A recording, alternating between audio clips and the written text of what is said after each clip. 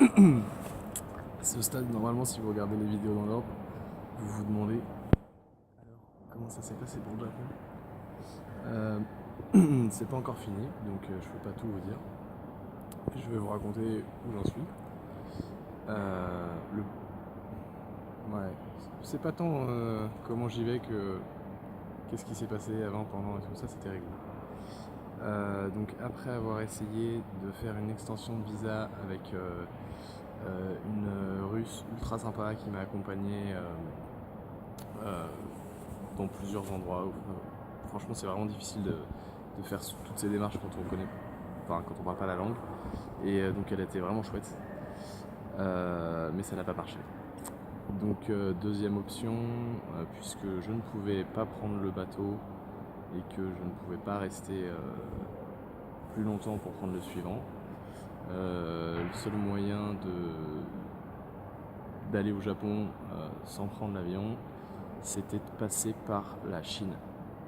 L'option Corée du Nord, je ne l'ai pas envisagé très longtemps. Juste le temps de faire... Ah oui, non, c'est vrai. Donc ouais, le seul moyen c'était de passer par la Chine. Voilà, on a été voir à l'ambassade de Chine avec Ricardo. C'était fermé parce qu'on est arrivé genre 15 minutes trop tard. Le lendemain on s'est renseigné pour tout faire correctement. Et en rentrant, on a passé une soirée assez tranquille. Mais bon, on est quand même sorti.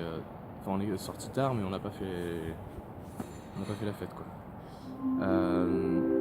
Oh le spoil. Ouais, voilà, vous savez où je suis maintenant. Ouais, j'ai honte. Oui, je sais, je suis dégoûté moi aussi, mais franchement, il n'y avait pas le choix. Il n'y avait pas le choix. Donc les options, il y a un mec, on rencontre un gars dans le bar, on a pris un thé, ça va, détendez-vous, qui parlait chinois, qui parlait pas très bien anglais, qui était russe, qui était pote avec un mec qui bossait à l'ambassade de Chine. Donc vraiment, il nous explique qu'on peut l'appeler si jamais on a un souci et tout machin. Vraiment ultra sympa. Et puis je sais pas, on commence à regarder les différentes options sur internet. Et puis il nous explique qu'il y a un autre moyen que de passer par l'ambassade, qui est peut-être plus simple. C'est ce que font les Russes, c'est aller en Chine sans visa. Ouais, je sais, ça semble être une idée de merde. Et une fois là-bas, dans une certaine ville, on peut faire un visa directement comme ça en un jour. Bon, pourquoi pas, le truc c'est qu'il faut vraiment avoir tous les papiers.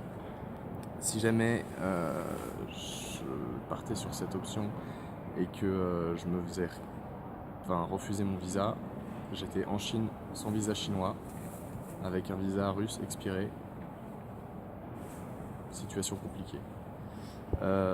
Du coup, les autres options c'était rester illégalement en Russie en attendant le prochain bateau. Franchement, je pense que c'était l'option la plus simple. Mais le problème c'est que voilà, j'ai envie de retourner en Russie et courir le risque de me faire recaler la prochaine fois que je viens.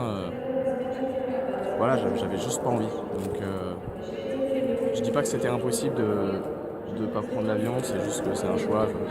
Je préfère être sûr de pouvoir retourner en Russie. Ce qui fait un peu chier, c'est que l'avion pour aller de Vladivostok à Tokyo, il y a un peu plus de 1000 km, mais après avoir fait, je sais pas, genre plus de 12 000 km sans prendre d'avion, petite traversée comme ça, là, ça me semblait pourtant simple et ça a merdé. Donc j'aurais aimé ne jamais faire cette vidéo, mais voilà, je suis à l'aéroport de Vladivostok et j'attends l'avion.